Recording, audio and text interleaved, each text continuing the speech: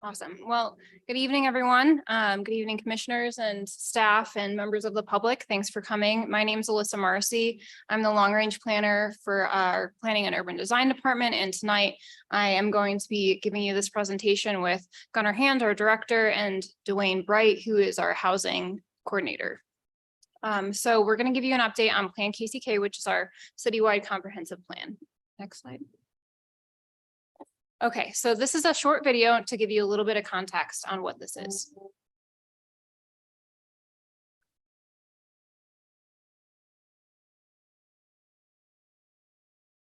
PlanKCK is a comprehensive plan. It's a comprehensive plan. PlanKCK is your opportunity to tell us what you want from your government and what you want from your community. It's a North Star for all of Wyandotte County. PlanKCK, when you look at the advertisements and the invitations, it's a process. It's more than that.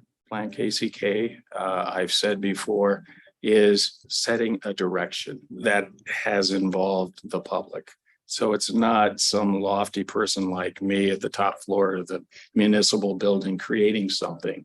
It's staff, it's the elected officials, it's all the stakeholders in the community, and it's an opportunity for the citizens.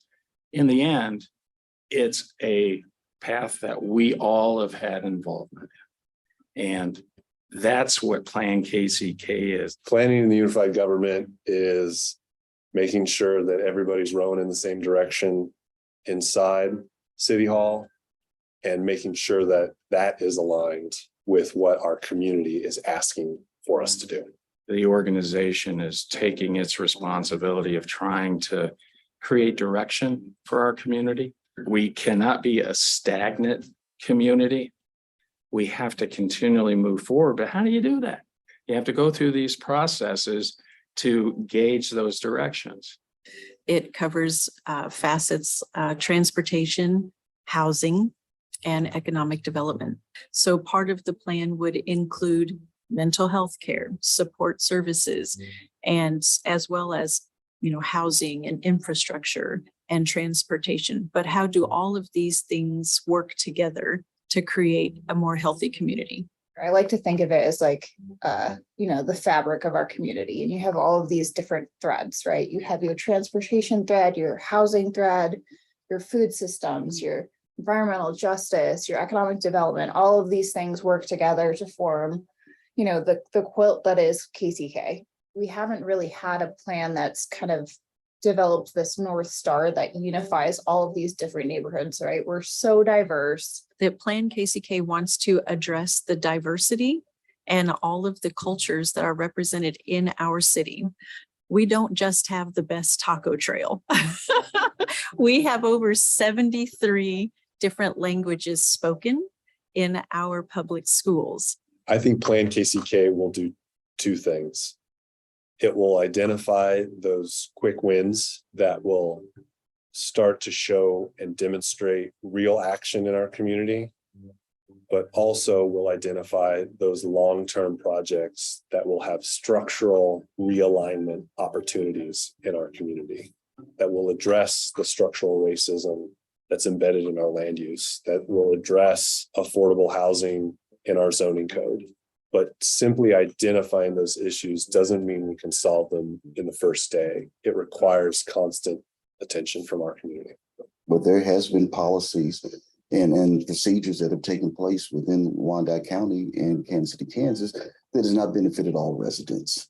And so we need to be able to have those open conversations. And we've had many of those conversations in public settings where there's been some identification that these policies have not benefited all of Wyandotte County. The Planning and Urban Design Department has been adding capacity so that we're not simply making plans to sit on shelves. We are looking to become a part of the alignment across the unified government that helps departments implement the projects that have been identified by our community. And I think we're already starting to see some fruit from that in terms of the grants we've won recently and the money that we're bringing in from the federal and state governments to do some of these identified strategic projects that our community's been asking for. we've done something with this plan. It's not sitting and collecting dust. It's actually a living document that we're using to guide our decisions, that we're using to go after grants and fund projects. Through the PlanKCK process, we've encountered a lot of frustration from our community to a government that they don't feel has delivered on previous promises. The only way we can define how to move forward from that is to have a conversation with the people who are now your public servants in the unified government, so that we can create not just a shared vision, but a shared action plan on how we're going to align very constrained resources to improve the quality of life for everyone in Kansas City, Kansas. But we actually have to be out in the community and engage in the community, again, in that process of creating the change that they want to see. But the process of PlanKCK is actually inviting the community to become a part of the implementation plan. And I believe that's a very different process. I think that this community cannot underestimate the value of organizing yourselves, defining what your immediate needs are as a citizen, as a block, as a neighborhood group, and leverage that grassroots power to impact real change in your community. And that vision can only be a vision that's successful, for Wyandotte County, when everyone has input into what that vision is. I think PlanKCK seeks to hear and value these opinions from the community and incorporate them into the overall plan. They're heard, they've had input, and the final product of whatever gets adopted by the commission, they can say, yeah, I was part of that. To all of our citizens who feel like they have been unheard by their government, PlanKCK is the perfect opportunity to engage or maybe even re-engage with your elected officials, with your public servants, and with your community to help us define what that shared vision of our collective future looks like, to make sure that we can hold ourselves accountable and our elected officials accountable to those projects, so that the resources that may have been promised in the past do come to fruition. And we can only do that if our citizens participate in their democracy.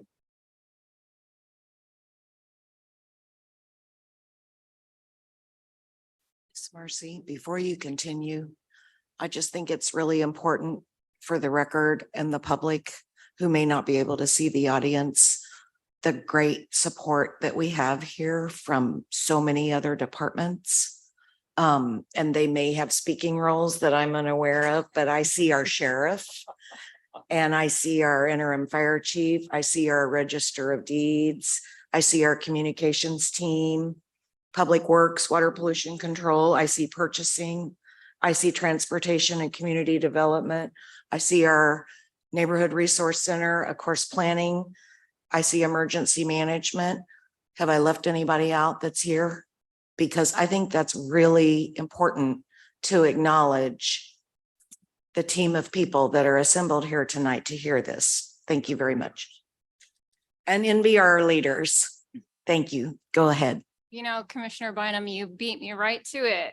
So thank you. You just took that off my plate for me. But yeah, I did want to thank everyone in the room. We've been making an enormous effort to work with all of our departments, to have conversations with all of our department heads, with as many staff members as possible, and with as many community members as possible. So thank you to everyone who's in the room. And we do actually have a few folks who are going to spend, community members who are going to give us their 1-minute version of their vision for KCK. And I'm going to start with Denise Dias.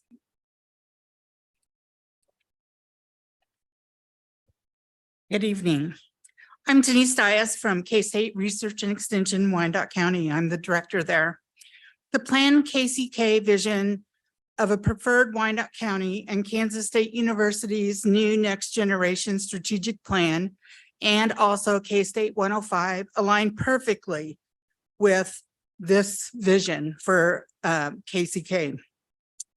K-State 105 leverages the state's extension system to deliver the full breadth of the university's collective knowledge to create new connections and build additional capacities and strengths in all counties, including Wyandotte. So what does this have to do with the UG's vision for Kansas City, Kansas? PlanKCK challenges us to think differently about Wyandotte County. It elevates bold ideas generated from our community discussions. K-State 105 also is challenging us to broaden our focus beyond traditional work and set aggressive goals to meet the needs identified by our local communities.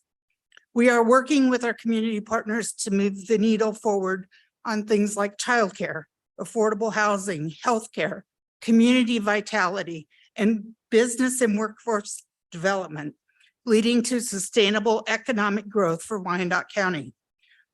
Taking this bold step to develop a comprehensive plan for our county can be achieved.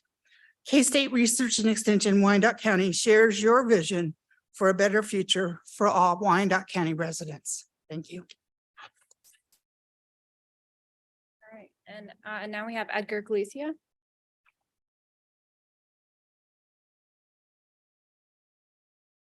Edgar Galicia, Central Avenue Bearman Association. Let me know when my 5 minutes are over. Sorry. So every plan has goals, and those goals have to be really, really clear for everybody to understand them and everybody to help achieve them. The experience with corporations, when the members of the company have different visions, that extinguish the energy and extinguish the productivity and extinguish the ability to reach the goals of the group. And in a plan, we're building that direction, the goals that are supposed to be achieved. And all I have to say about that, after the many plans and many ideas and many hours of consulting that have been delivered and put to the community, is that there is one single goal that has to be up there, very clear. And that is to generate, however we do it, with whatever tools we have, to generate upper mobility for our people, for all of our people. It doesn't matter whose opinion, who brings what is integrated into the plan. If it doesn't generate well-being and quality of life for our people, we're failing. And that has to be there, upper mobility. So if every action we take, every action, every direction we place helps in creating this upper mobility, there's no way we can fail. And I'm inviting everybody here that is part of this plan to put that in front. We can go into the details about whether or not the program should be mixed use, mixed income, who it helps first, who it helps later. We have 4 segments of our community that are very clear and have to be helped. The first one is our landowners. They have invested so much. The second one is our business owners. They're putting everything at risk. Our third one is our stable residents who count on that stability to grow their families. And at the end, and it's just because it would take the most investment, are our unstable residents who need the most help, but need the most investment that we don't have unless we create a stability for the other 3 brackets, always with the upper mobility in front of us. So whatever you decide, whatever you bring to the table, please make sure it does generate a higher quality of life for everybody and generates that upper mobility that we so much need in this island called Wyandotte County, Kansas City, Kansas. Thank you. All right, thanks, Edgar. Rose Alts.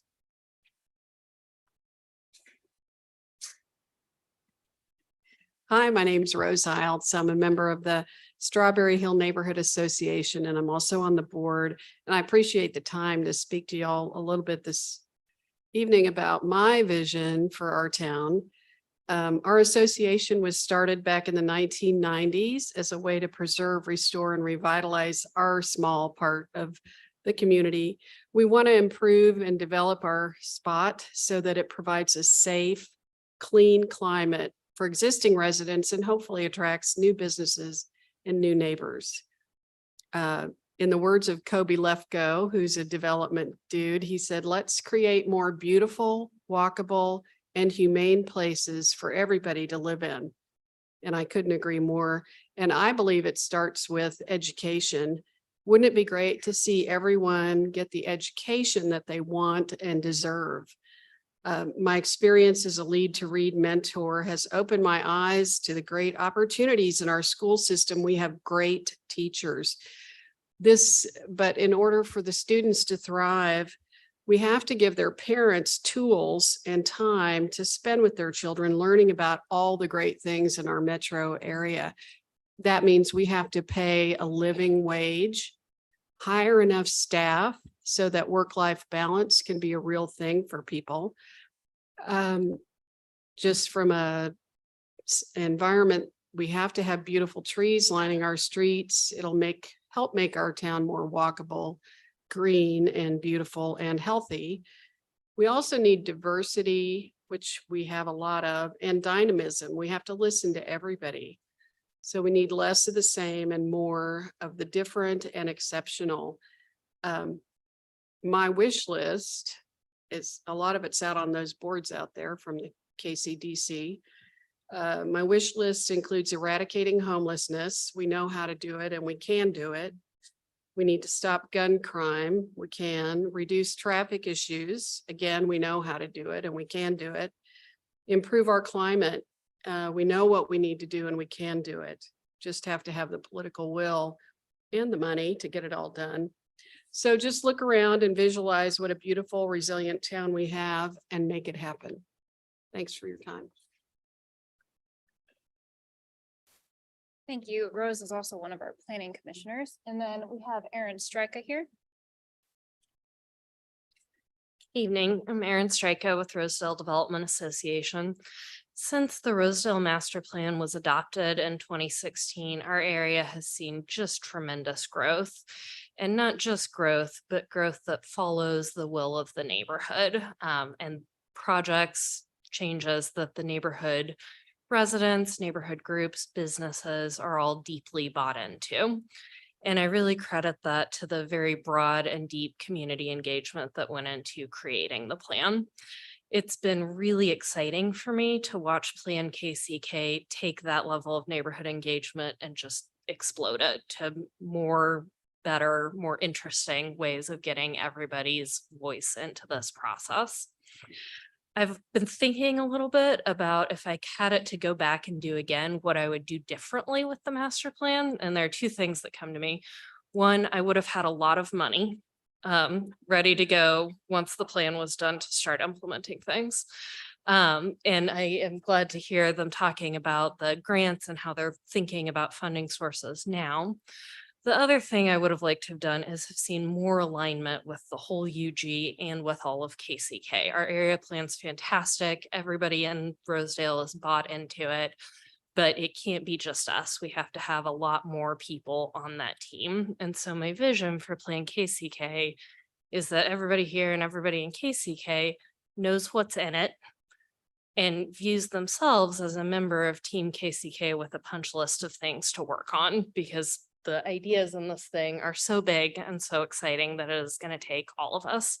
So I appreciate you taking this time to hear about it tonight, and I'm excited to see what's next.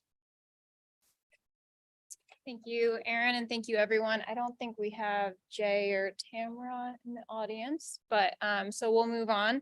But these are the kinds of conversations that we've been having throughout this process.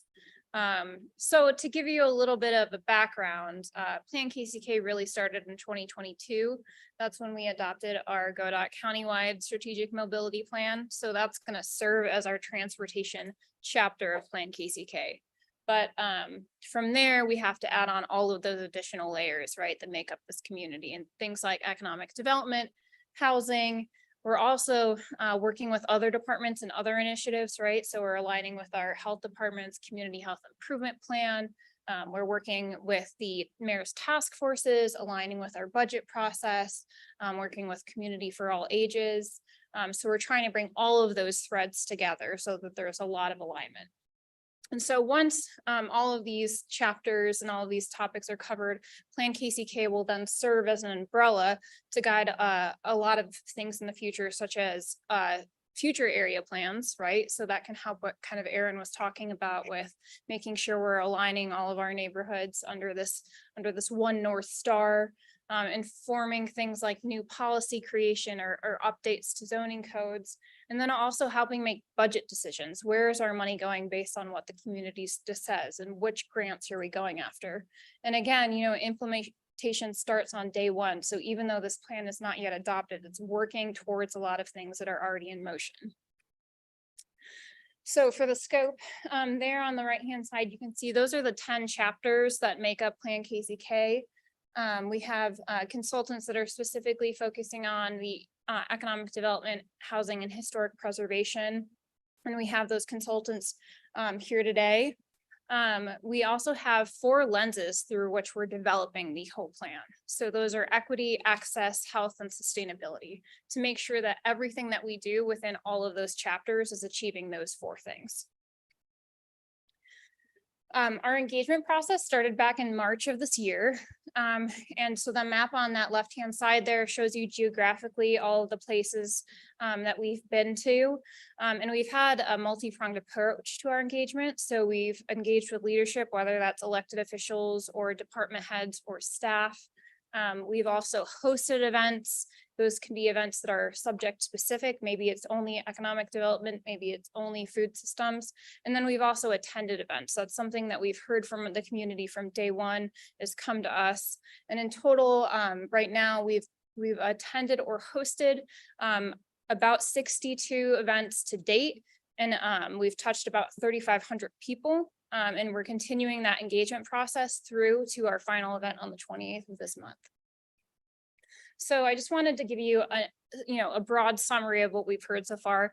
I think a lot of it mirrors what you heard today from the community members that came up to speak. But I think the overarching themes that we're hearing is to provide better basic community services, right? People want to be able to have reliable transportation, a mix of available, of housing for different income levels. They want to have beautiful neighborhoods with clean parks and safe streets.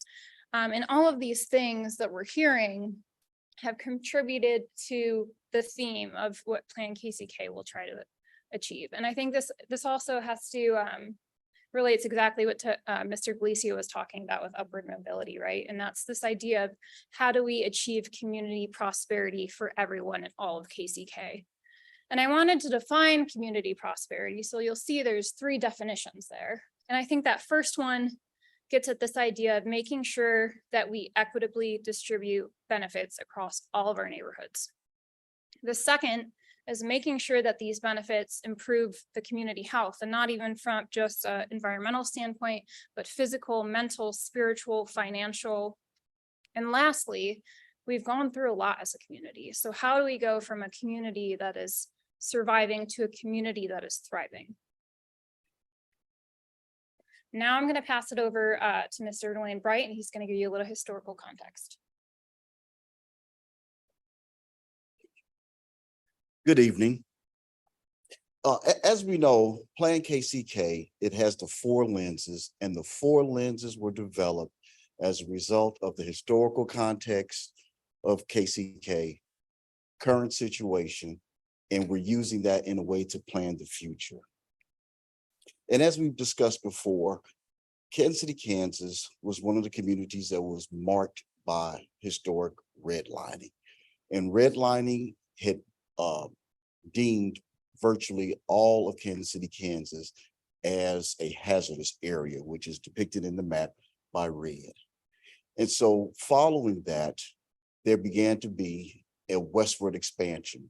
And in that westward expansion, it was funded by the incentives at the federal, state, and local levels that incentivized westward expansion and the suburbanization of our community following World War II.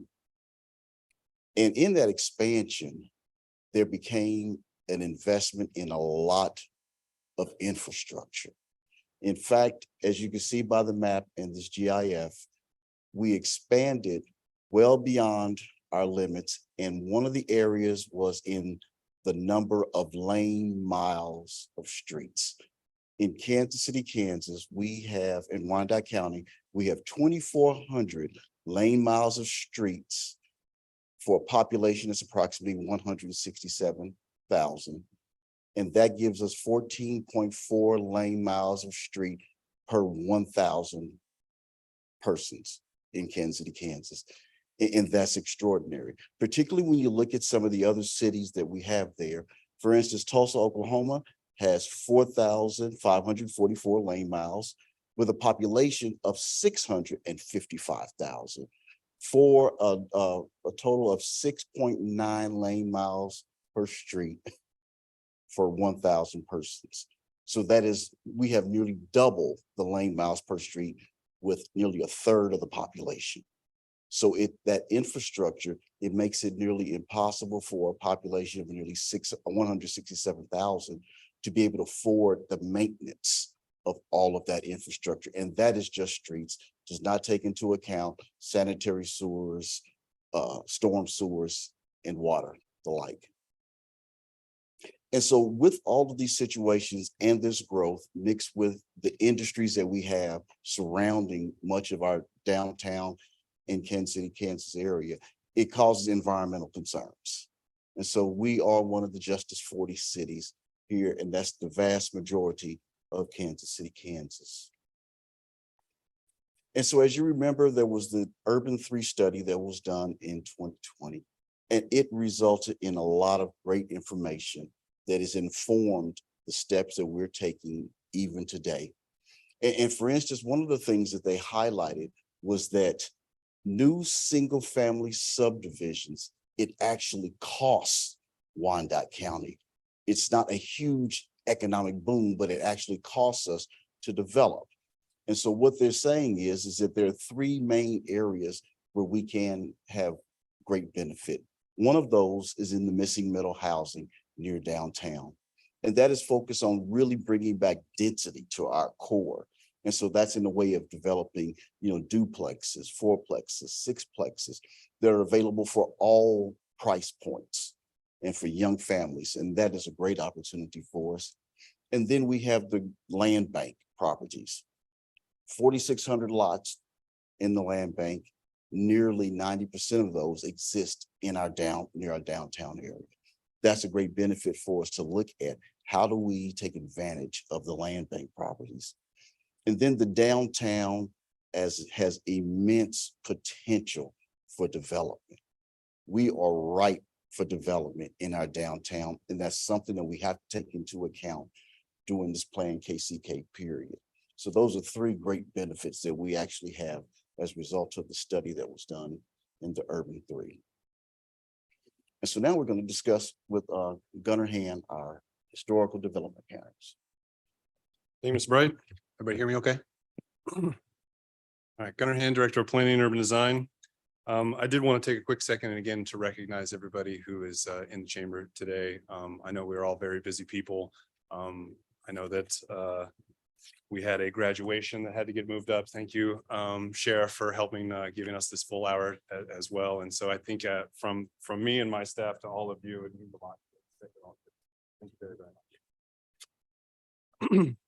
So to build on some of the things that Mr. Bright was talking about and how we work towards community disparity, as your urban designer, I'm going to drill a little bit down into the built environment and how we got there. A little bit more down into the built environment, I should say. And while this planning process is still ongoing, we also want to highlight where we are right now in the process. kind of working on strategy framework, strategy development.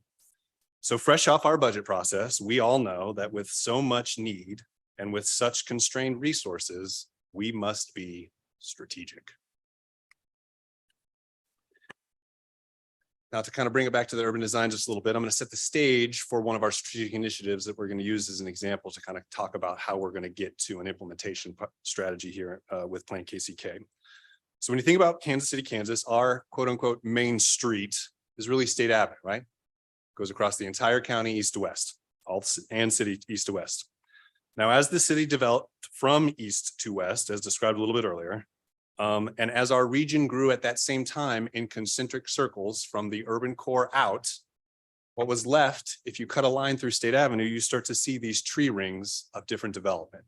Now, it's a little esoteric, but in planning, we call those transects, from urban to interurban to suburban to rural to open space. Now, in a region, every city has all transects. All regions have all transects, but in Kansas City, Kansas, we are incredibly unique in that we are one jurisdiction with all transects. This is not just unique, it's also an incredibly valuable asset. We hear it all the time, right? We want to protect and enhance my community character. This point illustrates that when someone says that, it depends on where they live, depends on what they mean by saying preserving community character. Again, depends on what transect, tree ring, however you want to think about its own. So, and as our city grew west, the way in which each of those tree rings, if you will, developed changed with that mode of transportation. Think of it very simply. When our city was first founded, we were crossing rivers with ferries and we were riding horses, right? So we had extremely walkable communities because everybody was walking everywhere. Now, in the past few generations, really post-World War II, automobile-oriented development became the priority, putting cars over people. When this board adopted the Complete Streets Ordinance and subsequent GODOT countywide mobility strategy, you changed all that. As we seek to balance our transportation system for all modes, for all people of all abilities, we find ourselves almost full circle, talking about building walkable communities again, because they are healthier, more equitable, more sustainable, and have a greater return on investment for the UG. Now, greenfield development, that's that development on the fringe that requires new investment in new infrastructure. We're kind of at the point where a couple generations in, the market to a large degree only knows how to build greenfield developments. Again, a type of development that threatens that community character. If we keep building suburbia, we will no longer have our rural or wild lands eventually because we are a finite boundary. It's also fiscally unsustainable. The infill development that I've heard many in this room and at this chamber, or excuse me, and on this days mentioned before, is the type of infill development and urban regeneration that is, yes, certainly more difficult and complex, but much, much more strategic. Shout out to Drake. Now let's just look more quickly at one metric somewhat in a vacuum, right? Property values and taxes, something we talked a lot about during the budget process. On the slide what you have in front of you, we're looking at a comparison between an acre of commercial land in downtown KCK compared to an acre of typical suburban big box development. Downtown KCK wins. Now let's look really quickly at a single family neighborhood comparison. If we take an acre of single family homes designed and developed in our urban core versus our suburbs, our urban core wins. The difference is simple: density. How and where we develop matters. Development for development's sake is not always good. Just like GODOT seeks to balance our transportation system, we must balance development in Kansas City, Kansas. So if on one hand we have a market that really only knows how to build out west, then what are we going to do to revitalize our urban core on the east side of our community?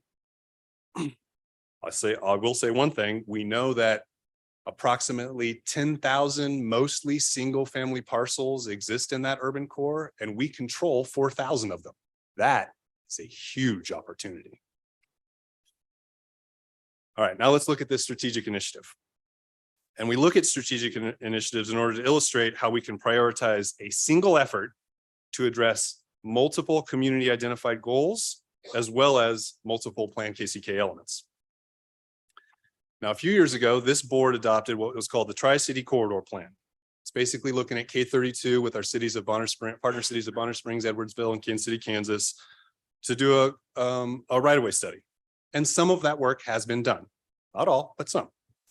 Last year, this board approved GODOT, which incorporated that Tri-City Corridor Plan and further developed it a little bit.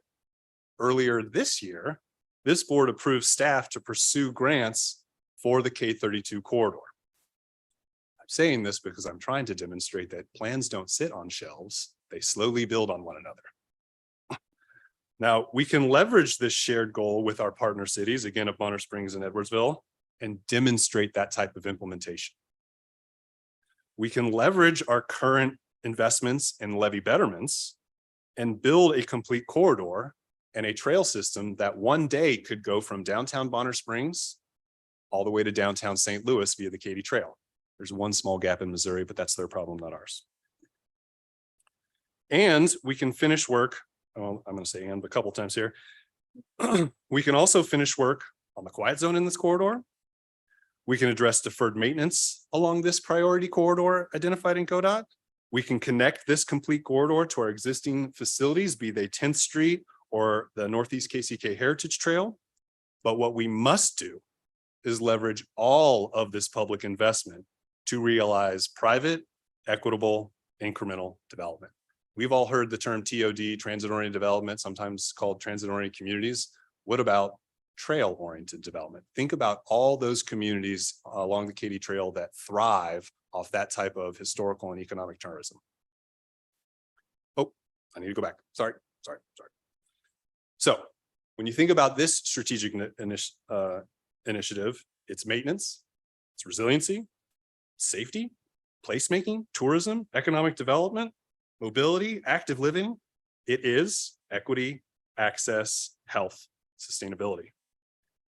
And this is exactly the type of interjurisdictional, multidisciplinary project that all of our funders are asking for us to bring them. And we know a little bit earlier that implementation on a long-range plan starts on day one, maybe day zero. So I wanted to highlight a couple other parallel projects that have informed this PlanKCK process.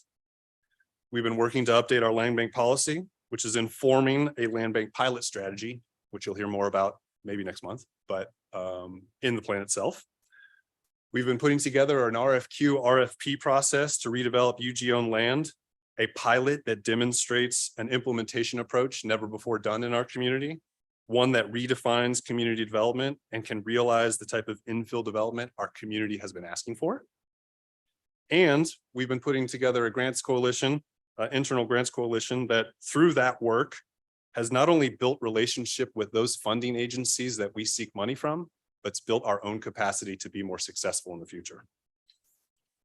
So what is PlanKCK? You've heard that question a couple times tonight. You've heard it answered a couple times tonight.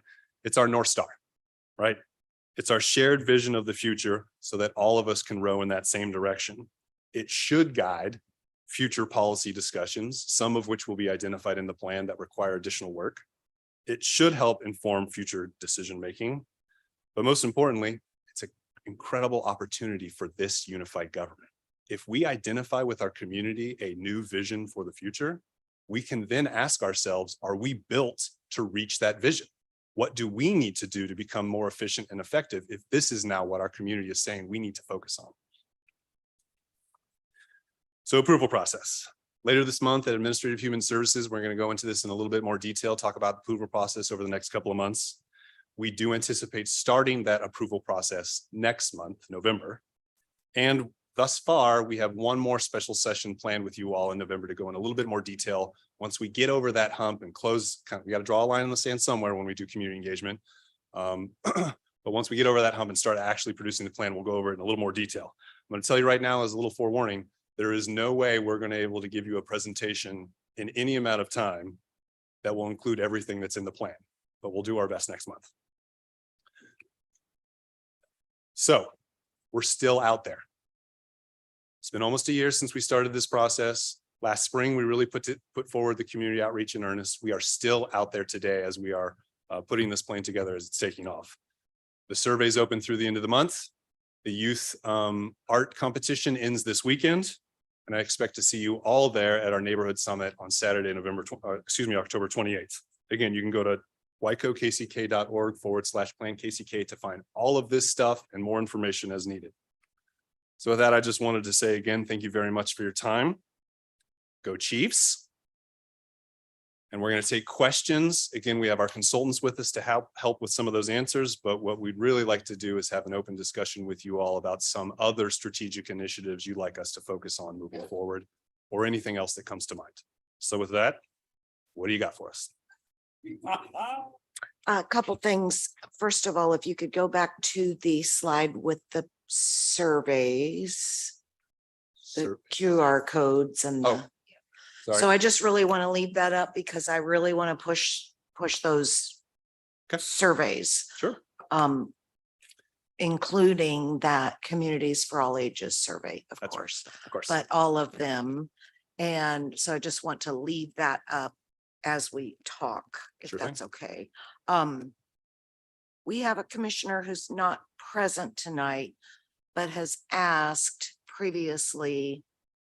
We are a unified government, which encompasses all of Wyandotte County, yet we call this PlanKCK. And there may have been an answer to that, and I just don't remember, but perhaps you could speak to it. Sure, we can start there. Okay. This is a citywide comprehensive plan that is as complex as the unified government.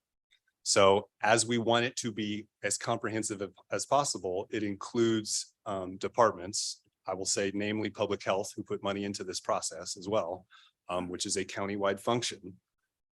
And so we try to align those countywide functions with our city departments. The strategic initiative, for example, is a great, the example we gave today is a great example of how we're not trying to dictate what Bonner Springs and Edwardsville want. We've identified a common goal. We've talked about it for many years. We have an opportunity to make that our collective priority together. That's the type of synchronicity we're looking for. I do think that a lot of, what you're bringing, studying and working on is countywide at the end of the day. Well, and again, another great example, we didn't get to touch on it here, is part of this process has also been a countywide market analysis, right? And that has been great to inform PlanKCK, but the reason we didn't want to make that a citywide market analysis is to increase its utility, both for our partner cities, but school districts, other departments, you name it. But that type of growth projections can help a lot of different stakeholders.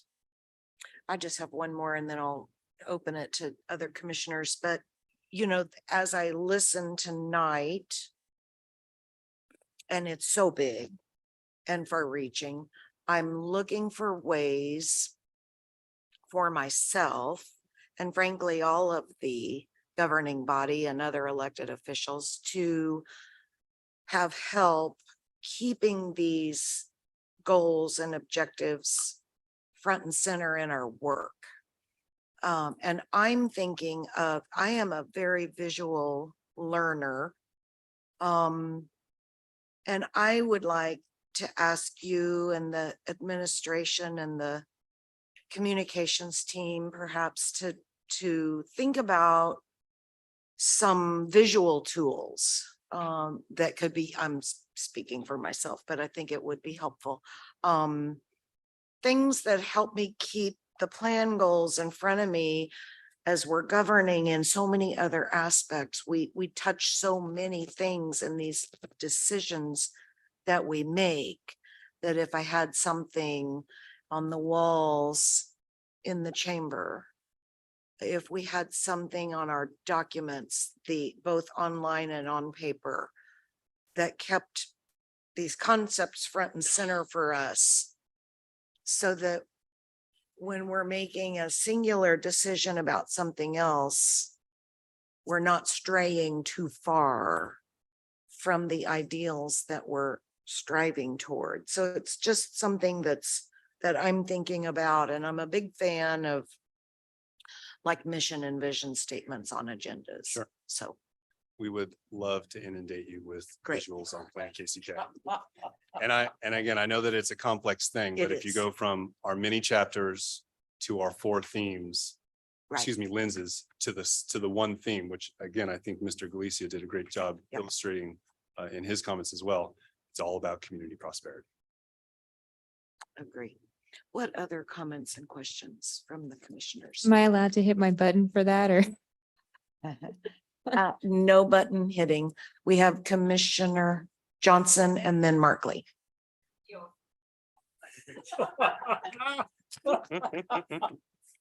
Thank you, Commissioner Bynum. And to Gunner and all of the presenters tonight, I thank you for a very thorough presentation tonight. I know there was a lot of time, hours, contemplation, discussion that brought us to this point here. And I was glad to hear some of the voices of the community. I was glad to hear the voices of Edgar Galicia and the voices of Rosedale, Aaron Stryker. I did not, although I understand that the Northeast is included within this concept of the overall plan, I did not hear any voices of the Northeast as part of this discussion. And so while I assume that that opportunity has been afforded to those persons in Northeast, I do want to say for the record that we want to make sure that those voices are heard as part of this overall dialogue in terms of community voices. Commissioner Bynum and Townsend and myself spent the beginning, well, at least for Commissioner Bynum and myself, of our terms working on the Northeast Master Plan. I know that intersects with this plan, but I think one of the things that I have heard in the past, and I don't know, Gunnar, if you can speak to this or anyone that's part of your team, I think that sometimes in our community, we have strategic plan burnout, particularly in the Northeast. I'll just be interested to hear your feedback, Gunnar, and or from many of my colleagues as well. So with that, I'll move on. Thank you. Sure, just a couple things. Again, Gunnar Hand, Director of Planning and Design, trying to get back into for those online. So originally we had thought there was going to be a 7 o'clock public input session, and we had invited a lot of voices to come. We only had that sample here. The 2 people that you may have heard, Commissioner Johnson, that did not appear were from the Northeast. But again, that's not all the voices that came tonight still don't represent our whole community, right? So it was never meant to be all inclusive. It was just a quick sample of some of the voices that we did here. We've been, again, if you go to the engagement map, we've done plenty of engagement in the Northeast, going to those events, and again, hosting some of our own events in the Northeast. And again, I say it all the time, you can never do enough engagement. You just can't. It is not humanly possible, but we do everything that we can. And and it relates to planning fatigue, what I would say is maybe 2 things. Planning fatigue from the community's perspective is exacerbated when they see no change. Correct. Planning is critical to keep moving us forward. The point is we should always be planning. The UG needs to do a better job, in my opinion, of aligning all the different planning work we do across all our departments so that we don't have 52 events in one weekend, right? Those are the things I think that cause more consternation than others, because then you either have to pick and choose or you're going to all of them and you're exhausted, right? And so I think that there's both internal alignment that can improve that process, but maybe it's just the planner saying this. We always need to be looking forward. We always need to be planning our future. We always need to be tweaking, because tomorrow is not today, and tomorrow will be very different than today. We always have to adapt and change and evolve. So, but again, with these North Stars, we can sort of pick the direction, if you will, with our hearts, and then drive with our minds. Thank you, Gunnar. I completely agree. We have to continue to move forward. We just have to. we cannot afford to stay stagnant. I think I heard Administrator Johnston say that same thing. And so I totally agree with what you're saying. We just want to make sure that the chain is only as strong as its weakest link. And we want to make sure that all of our persons are, that we are intentional. Let me just put it like that, that we are intentional to make sure that all of the voices are heard. I agree with you. Maybe we didn't have voices from the western part of town involved in that. I don't know. But anyway, that was just my thought. I appreciate the work that you all have done. And with that, I'll yield the floor. Thank you. Thank you, Commissioner Bynum. Thank you. Commissioner Markley? Thanks. So just a couple of things. Internally, we have been working to coordinate our efforts at going after grants. And I love that this can be a guiding star for that group as we try to coordinate and go after more money and make sure that we're not sort of opposing forces when we're doing that. So I think that's fantastic. I do think land bank is a huge opportunity. Commissioner McKiernan and I were the initiators of being able to bring those properties with houses into the land bank. Commissioner Davis has been chairing a group that's working on additional land bank policy. I would just say, I don't know what kind of conversations you guys have had, but probably good to have a conversation about that new land bank policy and make sure that it fits into the overall goal of this plan. So I said you may have already done that, but I think we should have that discussion just to make sure that we're not, as we're making a change in one policy, going against what we're doing in the other policy. And then the last thing I'll say, and please don't take this as a Debbie Downer moment, because I don't mean it that way, but I think one of the tough things about doing planning is that then people who participated are like, okay, great. So we want to have, houses over here. We want to have an ice cream shop over there. Get that done, UG. And the reality is, we're not developers, nor should we be, nor do we have the financing to be. So we're telling the world what we want to have happen out there. And the community is telling us we want policies that can make that happen. But in the end, it is third parties that have to do that development, that have to build the businesses and build the houses. And again, I don't mean that to be a Debbie Downer. I mean that to be an invitation to anyone who would like to do that work. But the reality is, part of the reason these things sometimes end up on the shelf is because we see what needs to be done. We hear what you want to have done, but we can't go out and build 4,000 houses on those land bank lots. We don't have the funding to do that. So it is a partnership where we can create policies and say, look, here's these lots. We want to help you get these lots. We want to help you build in these lots.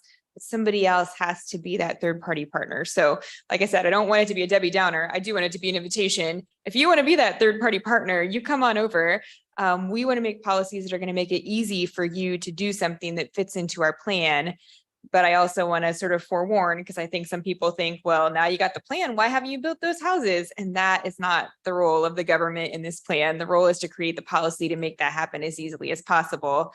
We need partners to make that end goal happen. Gunnar Hand, Director of Planning and Design, a couple things. As planning and urban design is currently overseeing land bank, we were thoroughly involved in the policy development. In fact, a lot of the work, I would say, even that happened there about urban farming and food systems greatly informed what ended up, or what will end up. We're still kind of not writing the thing yet. We only have a couple weeks. We can do it, right, guys? Okay, we got this. So there's that. And then, two of the other events, one we still have to have later this month, I think are other sort of new ways in which we were trying to engage those communities. So remember, the RFP specifically sought developers and contractor teams that were from the UG, that were small and medium, that were all those disadvantaged. We specifically target those. We got a few of them, feel pretty good about it. That is a learning experience. We had two different real estate brokers events, one with residential real estate. We have one with commercial real estate later this evening. We're going to probably end up recommending that we do that annually. We need to start engaging these communities in an intentional way that we have not done before. And that is how we start to draw people. I would like to defer to Mr. Dwayne Bright, who's done a lot of this type of conversation and work through his Fuse Executive Fellowship, to answer the rest. Absolutely. Thank you again, Dwayne Bright, Fuse Executive Fellow. And thank you, Commissioner Markley, because that is what we're working on, is that third party partnership. And for us, the third party partnership is the community. We are engaged in the community on several initiatives to be able to prepare them to be able to do the work of helping the UG rebuild the economy. Because one thing that's certain is that 44% of the United States gross domestic product is based on small businesses, is small business development. And so what we're focused on, yesterday, we had a chance to sit, our Assistant County Administrator, Alan Howes, and several of our NBR teams and other residents and small developers. We met with members of the Neighborhood Evolution out of Dallas, Texas, Monty Anderson and Bernice Radel from Buffalo, New York. They are part of the Incremental Development Alliance, which is a national organization which works with communities to become their own commercial and residential developers. And we had a 2-hour meeting with them yesterday, and it was dynamic. I mean, we had a solid group of NBR leaders and small developers that are excited about this process, because we really do believe that leadership in the community is the only way we're going to see any kind of sustainability. The UG doesn't build houses. The UG doesn't develop small businesses, but the UG can do just like we did yesterday. We could bring resources to bear so that we can help build capacity in the community for them to do the change that they want to see. The whole premise behind incremental development is that communities come to that understanding that nobody's coming to save you, that this is work that you're going to have to do for yourself. So the best thing that we can do is that we, like we did yesterday, is begin that process where we sit down and we give them the tools to do the work that they want to see, because it's much better that way. Because since we've started this process, particularly on the housing strategy, the one principle that we've had is that we're only going to do with, we don't do for. So everything that we're doing is with community. It's not for, because oftentimes it ends up that they get done to, as opposed to building with. So they are our third party, is the community. So that's the work that we're doing now, and we're going to continue it. So thank you. Thank you. Commissioner Davis. I would go quickly. I'm aware we have at 7 o'clock. We got these really cool kind of brochures, flyers, whatever. Collateral which I think materials. is really cool. It kind of gives out information on what you all heard. Will we get a updated map out of all of this that will kind of be a guiding star for the city? Like a land use map? Yes. So again, I think in 2008, we had a citywide master plan that was basically a land use plan. So as we expand this into a comprehensive plan, we kind of have to play both fields, right? We have to be the area plan for those areas that don't have area plans, which means we need a map. Yes. And then we have to, again, expand that scope so we can understand comprehensively where that fits into the equation. So yes, part of the scope of work for Skidmore, Owens and Merrill, our lead consultant on the PlanKCK update, is to develop a new land use map for the entire city. What we are going to do, and what, again, we're getting a little into the weeds here, but we have a different land use table, different land use categories for each area plan. That is ridiculous and untenable. What this will do will develop a single land use table, and you don't have to use all the land uses in your community if you don't want to, but it will be hopefully inclusive of all types of land uses we either have or want in our community for the future. And we're going to do that in a way that sort of one for one translates those existing area plans into that new land use table. Awesome. That's great, because I know there are certain districts, and my district doesn't have an area plan. I think Turner doesn't have one. And so there are a few pockets. Yep. And so when people are asking, if I've met with developers and they're like, okay, do you have a plan? I'm like, here's this 2008 right document. It's about a third of the community. Yeah, that's just not currently relevant. The last things I will say, not really a question, but Dwayne Bright, you've been a godsend to our community. I mean, truly, really, because I echo everything that Commissioner Markley has said. We have to not just think about this from a perspective of UG do this, but we have to bring in private investment, and we have to attract investors and developers that can come in, look at this vision and say, I want to be a part of that vision. But going even further, we need to become the developers ourselves, right? I think, Mr. Bright, we had these conversations of turning our NBRs into CDCs, right?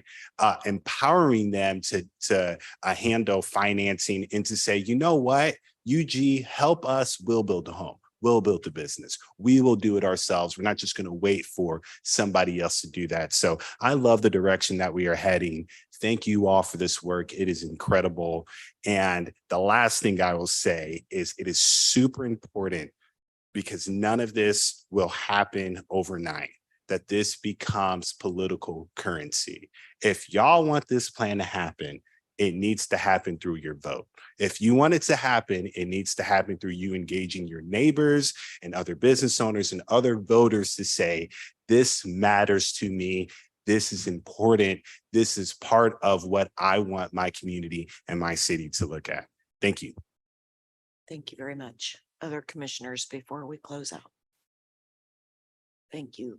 I really appreciate the special session, all the people who've come tonight to be with us. Continue the great work. Yes, ma'am. Commissioner Townsend, please. Thank you, Madam Chair. I make this quick to dovetail on the comments of Commissioner Markley. And also in a way of Commissioner Davis, I'll say this, I think the plan is great in terms of development. One of the things I like to see when the roles of our new economic director, A and B, come in, is to have an analysis done of what would take it to make it easier for builders and other people who want to do business along the development route to want to do business here. Over the years, as a member of the Economic Development Committee and in other settings, I've heard it's hard to do business, people won't come. I've never heard what particular areas or particular sides of that development issue make it difficult. But I think that's a piece that we need to investigate so that with the great work this plan brings, we can have these developments and draw people into Wyandotte County and at least turn this impression around that it's too difficult. So thank you for that time and thank you for the work you've done. And real quick, if I may, Gunnar Hand, Director of Planning and Urban Design. So we talked a lot about sort of empowering our community to be a part of the change. Again, one of our highlights for PlanKCK is if we identify a new vision for our community, how does the UG then build itself to reach that vision? The number one implementation action from a planning department's perspective, the number one implementation action after a comprehensive plan update is to update your zoning code. That is one critical part of the development process. We can always do better. We have plans to do better. We know that our development process could be better. Yes, we need the resources and support and the time to do that because it's a complicated, hairy beast as it is today, but that is absolutely on our radar. We need to do our part to make it easier for our community to be empowered to be the change. Just a quick question. We were working on that right before COVID. Yep. So is any of that work that was done usable? Yes, and you've seen some of those pieces come forward in some of the smaller ordinance updates that we've put together. You may see some of that a little bit more in 2024 as we ramp up for a zoning code update. But basically what I think is going to happen with that is we're probably going to have to look and do an audit of that past plan and then figure out if that's the trajectory we want to do moving forward. But we are definitely going to use all of that input because it was an exhaustive process before COVID. Right. Absolutely. Okay, thank you so much. Mhm. Thank you, staff, all staff. Thank you, commissioners. Thank you, community. If there's nothing else on this item, I would take a motion to adjourn our special session. So moved, Madam Chair. Davis, second. There's a motion and a second. Roll call, please, clerk. Roll call, Davis. Aye. Bynum. Aye. Burrows. Aye. Townsend. Aye. McKiernan. Aye. Johnson. Aye. Markley. Aye. Motion carries. Thank you very much. Clerk Sparks, do we need any time before we transition? 5 minutes. We will start